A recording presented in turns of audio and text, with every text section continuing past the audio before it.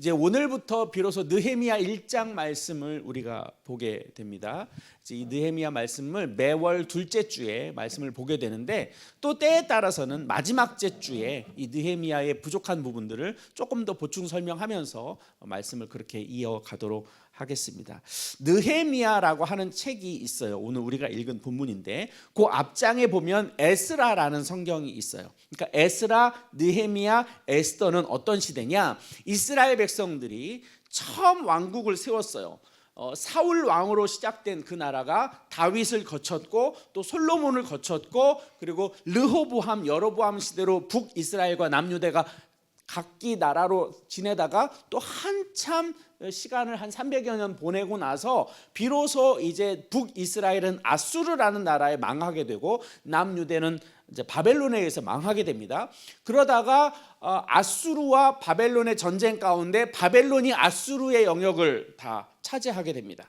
그래서 바벨론이라는 왕국으로 쭉 이어지다가 비로소 이 바벨론이 페르시아라고 하는 나라, 성경에는 바사라고 되어 있는데 영어로는 우리가 알고 있는 페르시아라는 제국으로 다시 재통합이 됩니다. 그렇게 되면서 페르시아 왕국이 들어서게 되면서 비로소 이스라엘 백성들이 이 긴 시간 동안에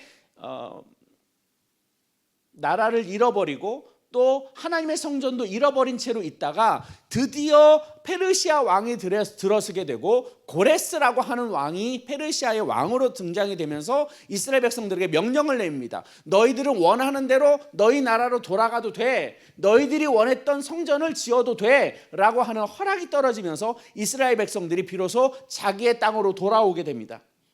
이렇게 해서 이스라엘 백성들이 돌아와서 한 것이 무엇이냐면 하나님의 성전을 세우는 일이에요. 이미 나라가 잃어버리면서 남유다가 바벨론에 의해서 망하게 되면서 하나님의 성전이 완전히 불이 탔고 완전히 무너졌고 돌 위에 돌 하나도 남겨져 있지 않은 상태로 완전히 이스라엘 백성이 무너졌죠. 그랬는데 그들이 다시 돌아와서 두 번째 성전을 짓습니다. 이것을 우리를 한번 따라 하실까요? 스룹바벨 성전. 스룹바벨 성전이라고 하는 두 번째 성전을 짓게 됩니다. 이렇게 되면서 에스라라고 하는 성경책은 비로소 이스라엘 백성들이 돌아와서 두 번째 성전을 짓는 이야기를 이루어 나가면서 시작을 하게 돼요. 하나님의 성전을 자그마치 25년 만에 짓게 됩니다. 왜 25년 만이냐? 그들이 성전을 원했는데 성전을 지으려고 도전했는데 중간에 방해하는 이웃 나라들의 사람들이 있었던 거예요. 그러니까 하나님의 성전을 지으려고 간절히 소원했고 그들의 재산을 가지고 왔고 그래서 성전을 지으려고 마음을 먹었는데 어느 순간 이웃 나라들의 방해로 인해서 성전을 못 지었어요. 그럼에도 불구하고 25년 만에 성전을 새로 짓게 됩니다. 새로 지었어요. 얼마나 감격했겠어요. 하나님의 성전을 그들은 원했거든요. 그들이 소망했거든요. 하나님의 성전을 지었어요. 그런데 그렇게 하나님의 성전을 지어드리면서 하나님 앞에 영광을 올려드리고 드디어 우리가 이제 성전을 지었다. 그 뜻은 뭐냐면 이스라엘 백성 가운데 다시 하나님의 임재가 이루어졌다. 이제는 우리가 하나님과 하나의 백성이 되었고 하나님은 우리를 통치하시는 나라가 되었다. 그렇게 믿었어요. 그런데 또 그들이 하나님의 성전을 지었고 또 예배하면서 드렸는데 그런 은혜로운 시간이 계속 이어졌으면 얼마나 좋겠습니까마는 어느 순간 그들의 마음 가운데 마음이 무너지기 시작하는 거예요. 성전은 지어졌고 하나님 앞에 제사는 분명히 있었는데 그들의 마음 가운데 점점 하나님의 능력은 상실되어 가고 있었어요. 하나님 앞에 예배는 드렸는데 그 예배의 힘은 잃어가고 있었어요. 하나님 앞에 예배를 드린다고 드리긴 했으나 몸은 와 있지만 그들의 생각과 그들의 마음의 중심은 하나님 앞에 서 있지 못했어요. 그러다 보니까 이스라엘 백성들에게 뭐가 있느냐? 예배는 있는데 예배의 본질은 잃어가고 예배의 형식은 남아있는데 그들의 심령 가운데 하나님은 그들의 마음 가운데 있지 않게 되는 상황이 나타나게 된 거예요. 그러다 보니까 이스라엘 백성들이 타락을 하기 시작해요. 이웃 나라들을 돌아다니기 시작해요. 이웃 나라 이방인들과 혼인을 하기 시작해요. 이웃 나라들과 혼인을 하기 시작하면서 그들의 영적인 수준은 점점 이방인들과 별반 다를 바가 없는 상황으로 나아가게 되었던 거예요. 바로 그 시점에 에스라가 다시 그들의 민족에게로 돌아옵니다. 그래서 에스라가 와서 그들에게 민족 부흥운동을 일으키고 있어요. 그것이 에스라 6장, 7장 넘어가면서 그 뒤에 이야기가 넘어갑니다. 그러고 나서 에스라 시대가 들어서게 되고 그 에스라가 민족의 부흥운동을 일으키는 그 시점이 조금 지나서 오늘 우리가 만나게 되는 느헤미야가 그들 땅으로 돌아오게 됩니다. 에스라가 돌아와서 이스라엘 백성들을 개혁하는 가운데 15년에서 약 20년 뒤에 느헤미야가 들어오게 되는 그 과정을 맞이하게 됩니다. 그리고 그 과정을 이제 느헤미야의 이야기를 풀어가면서 도대체 느헤미야 시대에는 어떤 일이 있었느냐, 에스라가 이스라엘 민족 가운데 부흥운동을 일으키고 도전했는데 그리고 나서 시간이 흐르면서 또 느헤미야는 어떤 상황 가운데 이스라엘에게 영향력을 미치고 있느냐, 지금 그 이야기를 해나가고 있는 과정 가운데 있는 거죠. 그럼 느헤미야가 뭐 하는 사람이었냐, 도대체 느헤미야라는 존재는 어떻게 갑자기 느헤미야라는 이름으로 성경책 안에 등장하게 되었느냐, 이제 그 이야기를 이어가 보도록 하겠습니다. 1절에 보면 느헤미야가 어떤 사람인지 간략하게 설명해 주고 있습니다. 1절 말씀 볼까요? 하가랴의 아들 느헤미야의 말이라, 아닥사스다 왕 제 20년 기슬루월에 내가 수상궁에 있는데 이렇게 표현하고 있는 거죠. 자, 1절에 기록된 것처럼 지금 페르시아라는 나라의 수도가 수산궁에 있는데 그 수산궁의 그 당시에 왕 이름이 누구였느냐? 아닥사스다라는 왕이었다는 거예요. 그리고 그 가운데 느헤미야는 뭐 하는 사람이었느냐? 술 맡은 사람이었다. 술 맡은 사람이라는 것은 단순히 술을만 먹을 수 있도록 그렇게 하는 것이 아니라 그 당시의 직분으로 보면 왕의 음식을 관장하는 사람이었다는 뜻이에요. 왕의 음식을 주관하는, 왕이 먹는 것에 대하여 늘 주관하는, 그러니까 식사 때마다 이 아닥사스다 왕과 느헤미야는 바로 목전 앞에서, 눈 앞에서 있는 존재로 그렇게 있었다는 거죠. 누구보다도 친밀한 사람이었다는 거예요. 요즘 말로 이야기하자면 대충 표현해 보면 이렇습니다. 대통령이 있고 대통령의 음식을 관장하는 게 이제 총무비서관, 정무수석, 총무수석에 해당되는 역할을 하고 있는 사람이 이제 느헤미야였다라고 이야기하는 거예요. 청와대 안에 들어가서 대통령과 가까이 있는 것만으로도 대단한 영향력을 가질 수 있는 사람이죠. 예전엔 청와대에 어디 허드렛 일을 하는 사람도 굉장한 유세를 떨었던 그런 세대도 있기는 했습니다만은 어쨌든 그 당시의 최고의 권력, 페르시아 제국의 가장 막강한 힘의 권력을 가지고 있는 그 왕 바로 옆에 매일 3번씩 만나는 그런 역할을 하고 있는 것이 느헤미야였다. 그러면 핵심의 자리 가운데 핵심에 있었던 느헤미야가 도대체 무슨 상황이었느냐, 그 상황을 3절에서 표현해 주고 있습니다. 우리 3절 말씀 같이 읽어볼까요? 3절 시작. 그들이 내게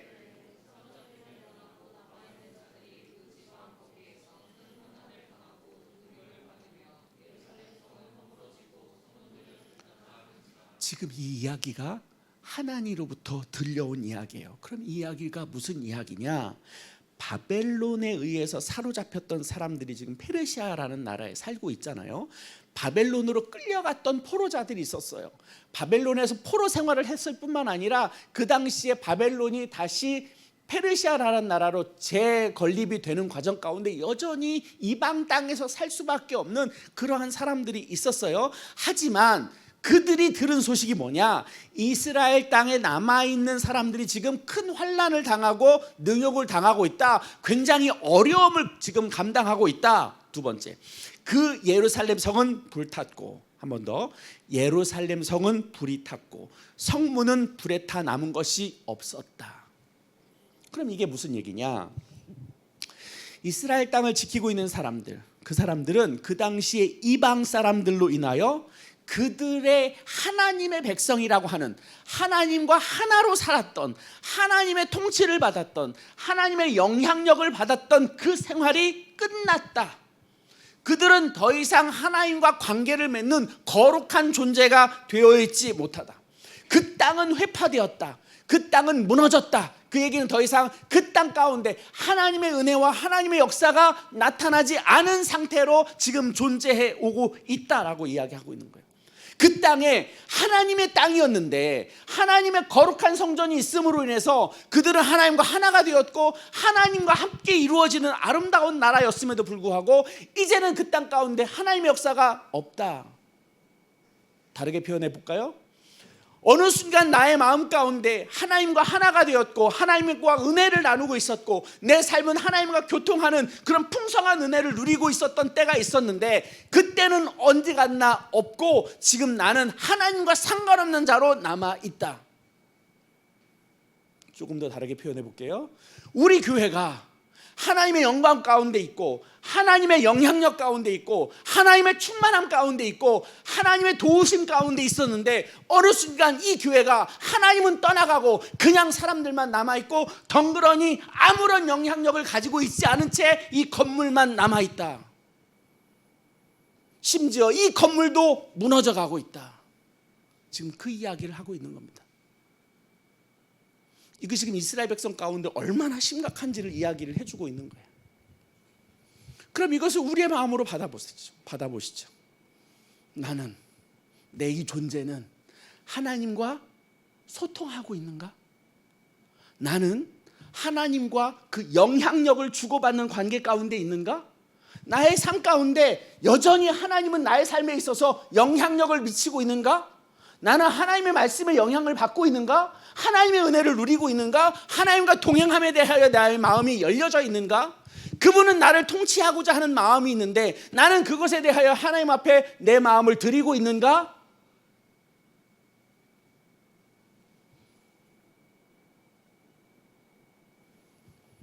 그런 상황 가운데 지금 이스라엘이 놓여 있다, 그런 뜻입니다. 두 번째, 예루살렘 성이 허물어졌다는 말은 외부로부터의 공격이 너무 쉽게 노출되어 있다는 뜻이에요.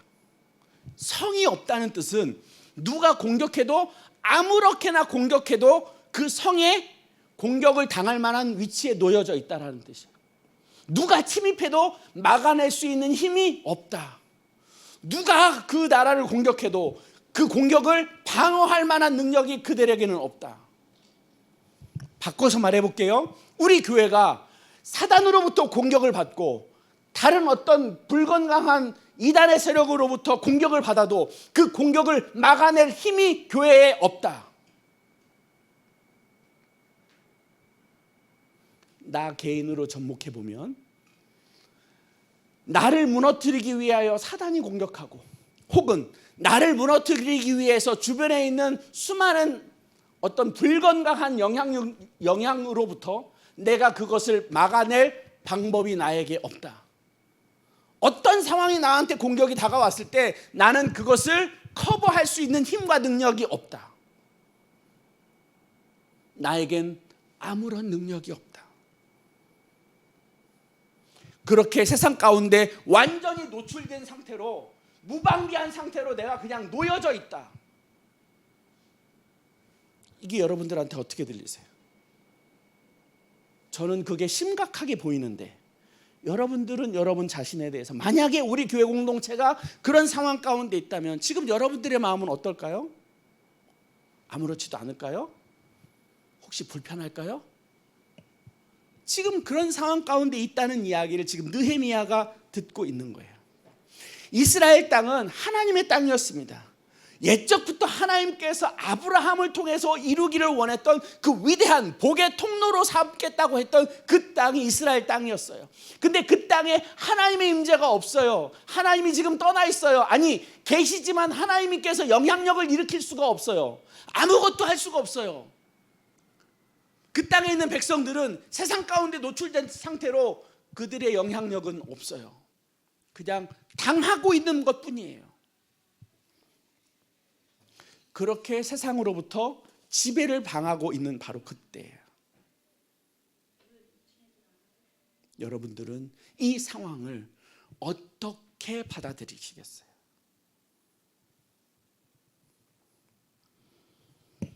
그 말을 들은 느헤미야가 어떻게 반응하는지 보세요. 그래서 우리 4절 말씀 보겠습니다. 자, 4절 우리 같이 읽어볼게요. 시작.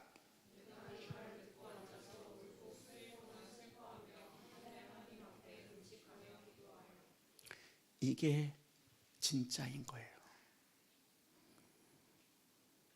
이게 진짜 모습인 거예요. 자, 내가 이 말을 들었어요.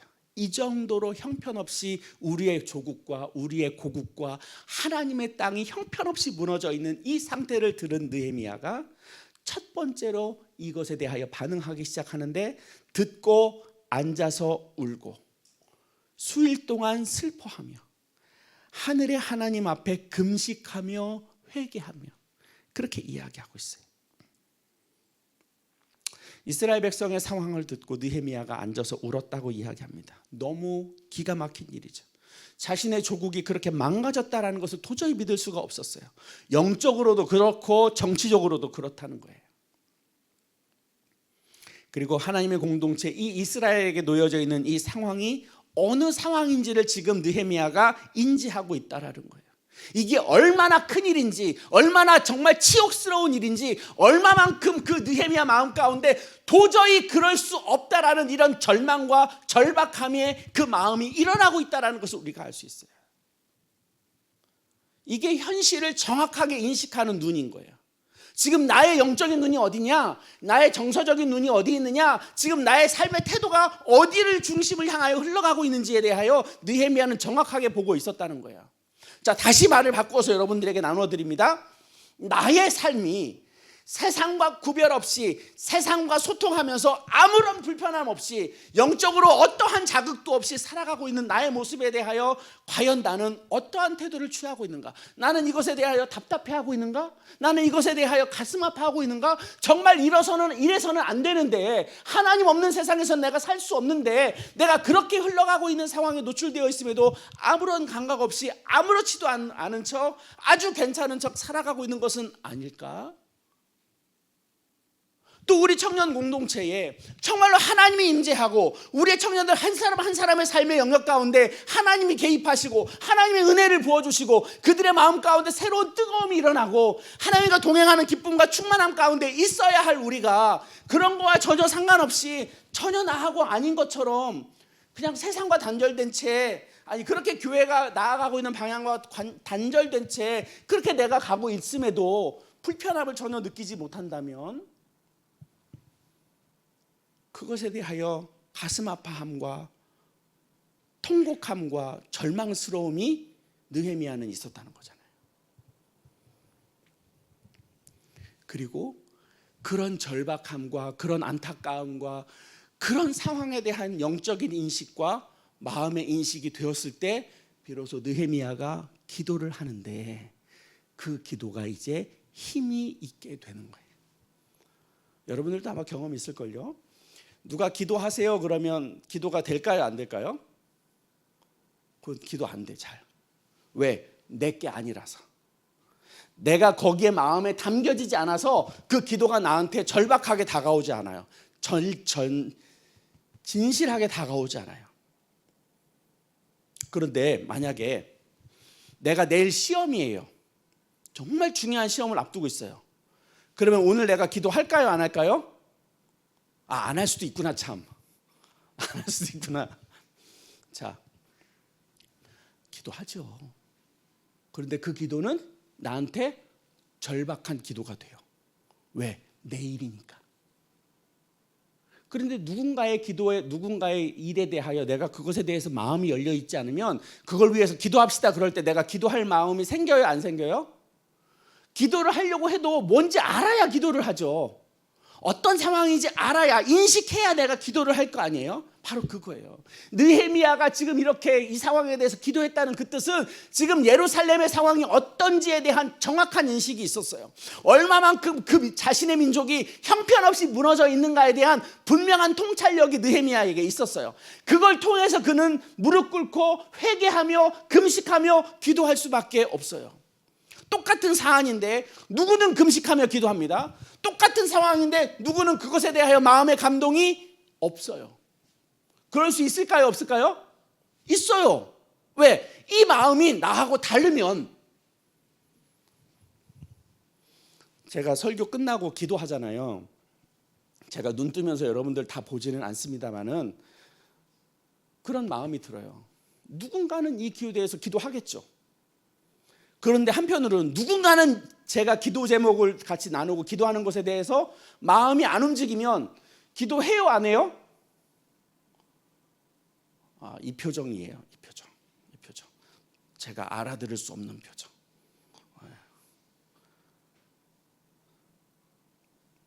내 마음이 없으면 기도가 잘 안 돼요. 근데 느헤미야는 이것에 대하여 슬퍼하며 금식하며 기도하였다고 지금 이야기하고 있어요. 그러면 뭐라고 기도하냐? 6절 말씀 보겠습니다. 우리 6절 길지만 우리 같이 읽겠습니다. 시작. 이제 종이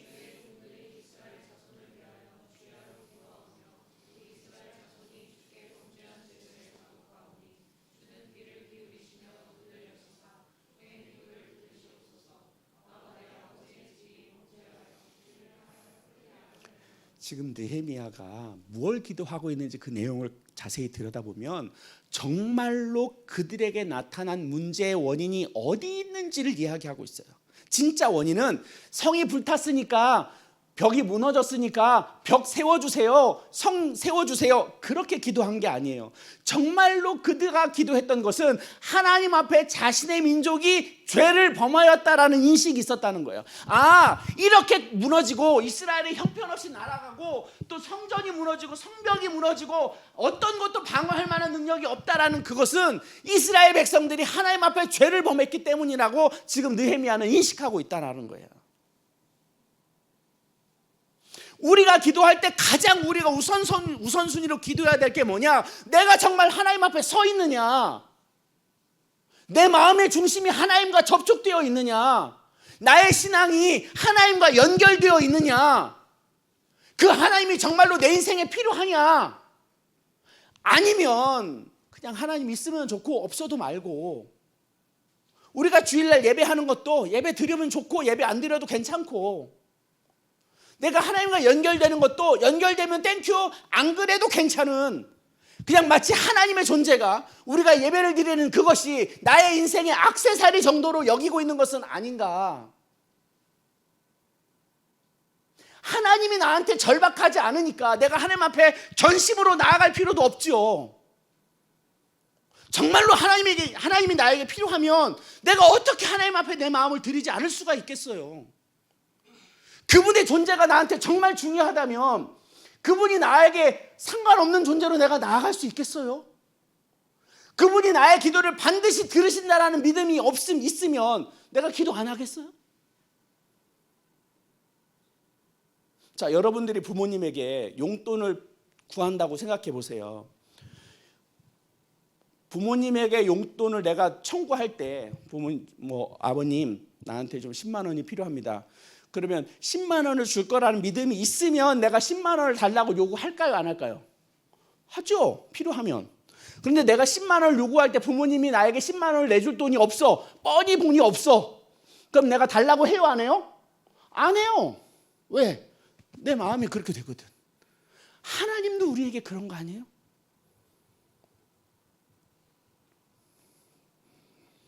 지금 느헤미야는 자신의 민족의 절박함에 대해서 이야기해요. 우리가 정말 범죄하였구나. 이래서는 안 되는데 정말로 우리에게 필요한 것이 그 하나님의 존재에 대한 인정과 그분에게 내 마음을 드리고자 하는 간절함이 우리에게 없구나. 이것이 죄구나라고 지금 느헤미야는 발견하고 있는 거예요. 그래서 여러분, 우리가 먼저 기도해야 될 것은 내가 하나님 앞에 어떤 존재로 나와 있는가? 그분은 정말로 나에게 필요한 존재인가? 그것에 대하여 우리의 정체를 먼저 확인하는 게 필요해요. 그것이 우리의 죄라고 지금 이야기하고 있는 거예요. 내가 하나님을 모른 척하고 하나님과 상관없이 살아가고 그분은 나의 존재와 의미가 없다라고 여기는 그것이 우리에게 죄라는 거예요. 그분은 우리를 위하여 이 땅에 오셨고 아낌없이 당신의 아들을, 독생하신 아들을 우리가 내어주심으로 우리를 구원받게 하셨고, 비로소 우리는 하나님과 연결된 존재로 살아가기를 원하시는데, 하나님은 우리가 그렇게 살기를 원하는데 내가 그것에 관심이 없으니 우리의 영혼은 어디로 가느냐 하는 거예요. 이것이 죄라고 느헤미야는 우리에게 가르쳐주고 있습니다. 내가 하나님을 떠나 있었구나. 내가 하나님을 모르고 있었구나. 내가 하나님을 잊어버린 채 있었구나. 내가 하나님을 너무 피상적으로 생각하고 있었구나.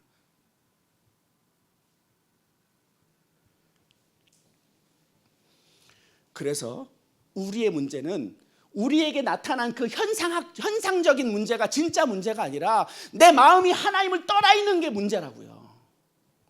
우리에게는 문제는 얼마든지 열려 있습니다. 경제적인 문제 늘 우리 눈앞에 있어요. 건강의 문제 늘 우리 눈앞에 있어요. 내가 원하는 것을 얻지 못할 때 절박함을 느끼고 벽을 느끼고 갈급함을 느끼는 건 언제든지 있어요. 그것이 우리를 떠날 일은 없어요. 우리가 적어도 이 세상에 발을 딛고 사는 동안 그 어떤 것도 우리에게 문제가 없는 경우는 없어요.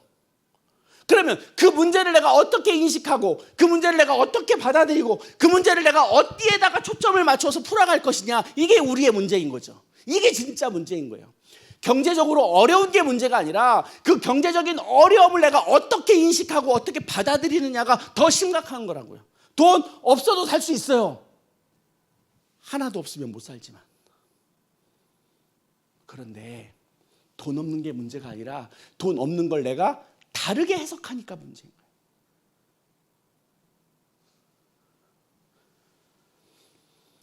우리는 작은 일에도 얼마든지 넘어질 수 있습니다. 아주 사소한 것에도 넘어질 수 있습니다. 아주 작은 것에서 우리의 존재가 와장창 무너질 수도 있어요. 그럴 때 우리는 주님을 바라보는 거예요. 나의 죄성이 하나님을 떠나 있음에 대하여 통곡하고 다시 내가 하나님과 연결되고자 하는 간절한 마음이 있고, 그래서 나는 그분과 다시 연결되어서 그분의 은혜를 받고자 하는 간절함이 우리에게 있으면 하나님은 우리를 통하여 말씀하십니다. 하나님은 끊임없이 우리에게 당신을 계시하여 주십니다. 하나님은 여전히 우리의 진정한 아버지가 되신다고 말씀해 주시는 거예요. 그러면 그분에게 내 마음을 드리면서 우리가 새롭게 도전할 수 있습니다. 느헤미야가 이런 절박한 상황 가운데 기도하며 그의 인생을 걸고 시작합니다. 그 느헤미야가 이제 하나님을 간절히 소망하면서 자신의 민족을 놓고 기도하기 시작해요. 자기 지금 어디에 살고 있는데? 수산궁에 살아요. 이스라엘 땅은 저 멀리 있습니다. 적어도 그 땅에 가려면 약 80일은 걸려요. 그런데 지금 느헤미야는 이 멀리 떨어져 있는 이 예루살렘을 놓고 기도하기 시작합니다. 자기가 갈 수 있을지 없을지 어떤 상황일지 다 감정도 분별하지 못한 채 그 땅을 바라보면서 기도하기 시작해요. 이 기도가 느헤미야가 장차 어떻게 사역을 하게 되고 어떻게 그 땅을 다가가게 되는지 우리가 앞으로 볼 것입니다. 이 느헤미야는 이렇게 느헤미야의 기도로 시작합니다. 청년 여러분, 여러분들의 인생을 다시 점검하셔야 돼요. 정말로 나의 삶에 하나님이 필요한가? 그리고 그분과 나는 접촉하고 있는가? 그분을 만나기 위하여 나는 도전하고 있는가? 내가 하나님을 떠나 있음으로 인해서 내 마음의 상태와 내 영적인 상태에 대해서 나의 간절함은 묻어 있는가를 다시 보실 수 있었으면 좋겠어요. 그래서 적어도 우리 마음 가운데 다시 하나님의 나라가 옴으로 인해서, 그분과 하나가 됨으로 인해서 그분의 은혜를 내 마음에 채우는 작업을 먼저 했으면 좋겠습니다.